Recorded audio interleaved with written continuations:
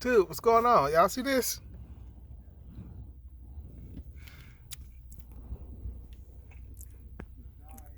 See that? Yeah. Yeah, so it's now about 4:10, and my appointment was for 12 o'clock. I am in Elkton, Florida at 3660 Deer Park Road. It's like a warehouse. It has Conjure food on it too. And it looks like exactly what y'all see. So they have no workers to load us trucks. You got two over there. One you can see through the window. You got 7 trucks down that way. So, yeah, we got 10 trucks here waiting to be loaded. Now, they did load a couple trucks that I found out they've been waiting since 8 o'clock in the morning to get loaded. So, yeah. Now, this is a USA truck load that I have. There was the broker on this load. And this guy here, he mad. Yeah, he real mad. He hot. He then went up there and talked to the guards and stuff several times. I'm like, dude, you can talk to the guard all you want to. That ain't gonna move nothing along any faster. It's not, And then you have some other truckers down there. They was mad about the situation. I'm mad about the situation too. I really am. This load was going to Fort Lauderdale from St. Augustine. And, this was paying me some good money to go down that way. So now I'm getting faced with, it's 4 something now. This load delivers at 8 o'clock in the morning down that way. So this load was taking me home for tonight. I would have been home by 5 o'clock this evening, 6 o'clock this evening, spend some time with the family, go to sleep, time to wake up early and get the load delivered. So now I'm faced with the choice of, dropping off this load. And be like, you know what? And because I'm leased on to the company, this is the only thing that I don't like. We have to give an opportunity. So I just can't just drop off the load for the first sign of trouble or anything. I can't just drop off the load like that. So I have to go through the proper protocols first, give them a chance, and then after that, then I could drop off the load. And I was telling them, it was a whole bunch of good loads earlier. I'm saying going from Jacksonville down there to Fort Lauderdale, Pompano Beach, Boynton Beach area, Miami area, paying like $1,300, $1,700, $1,500, $1,200, $1,100. And we just talking about 340, 350 miles. It was some good loads, paying loads earlier. So when I didn't get inside the dock door, and here it is 1:30 now, and I wasn't even inside the dock door. I was like, listen, man, I'm not even in the dock door, and it's 1:30. I know I'm finna get some detention pay. But they're like, oh, just make sure you track it. And I said, man, so, sometimes it's not about the detention pay, especially when the detention pay be like just $25. Sometimes you may get like $50 some places, $35 at some places. But for these bigger brokers, it's like just $25 an hour, $150 layover and stuff like that after 6 hours. So 6 hours for me would be 8 o'clock. That would be 6 hours for me. So it's almost like, well, I get $25 an hour up to 6 hours. And then after 6 hours, I get $150 layover. So that's $300 I get added on to this $1,150. So that'll make this run $1,450, for like 300 miles. Okay, yes, that's a good rate and everything, but I'm missing out spending time with my family. And I did that yesterday, so I haven't seen my family since Sunday, since I saw my family. And this is a problem when you have the day cab, because when you have the day cab, like I got, I don't have a sleeper truck. I got a day cab. So you're just not comfortable when you run inside of these here informalities that I have, where I can't just be comfortable. Now they have a Quality Inn. I don't know if y'all been down this way, where the Key is and things like this little warehouse little area right here.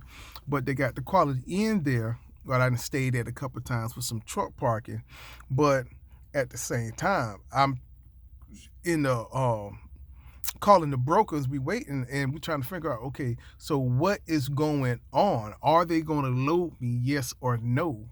Because okay, if you're not going to load me, my other load I pick up is in Jacksonville tomorrow at 5 o'clock. So if you're not going to load me, I can just go ahead and leave now and go to the hotel, and just chill out inside the hotel and get my money's worth. It's like $44. So now, like I said, it's probably like $410 now, $420 now. I can go to the hotel, and now I can be in the hotel room by like 5:30, 6 o'clock, and I can spend the whole day there, and just relax. Because my other load I don't pick up in Jacksonville until 5 o'clock. But this load was going to take me down to the house. I deliver this load at 8 o'clock. Then I take my break, and then I leave to come here because I have up until 9 o'clock at night to pick up my other load in Jacksonville. So normally what I do is I deliver the load, and then after I deliver the load, I take my break. And then after I take my break, normally I take a 8-2 split. I do. And y'all say, well, how you do an 8-2 split when you got a day cab and everything? That's why you go inside the sleeper for the 8-2 split, but you don't got a sleeper. Well, technically, yes, I don't have a sleeper, technically, but long as your butt is not in the sleep and I'm inside my hammock, I could do another 2-hour break somewhere. So I can go to the hotel for 8 hours or whatnot. And as long as I have my receipts, the DOT officer, they never mess with me because I showed them my receipts. Even when I did a split, I showed them my receipts. And they said, well, how do you do the other set? And I showed them my hammock, and I had to show them how to set it up. I had to go through all that. But anyway, I already been through that stuff. But, that's how I play with my time like that. Because where I drop off at, there's a Super 8, less than a mile for where I drop off at. I mean, it's like a quarter of a mile. So what I normally do is I open my doors, I back up to the dock already, and then, because I normally get there about 11:30, 12 o'clock, so I go ahead and back up to the dock, so that way by the time I leave the hotel at 8 and walk back to the place, they already done finished unloading me and everything like that, and I just can get in, do my pre-trip, and go and get my paperwork. So that's how that normally works. Because as soon as I get there, I put like on duty, and I put on duty trailer drop, and I drop the trailer, bobtail to the hotel. Then I come back, do the on-duty pre-trip trailer hookup, and hook back up to the trailer and stuff like that, right? But yeah, so right now, this is messing me up. This is really messing me up. They're not doing any unloading period out here. It's like I don't know what's going on with this and stuff. Not doing any unloading. It's crazy. Now this look like somebody who is walking. He works here with his paperwork and stuff, but hey, we'll see what's going on. Well, all right, y'all.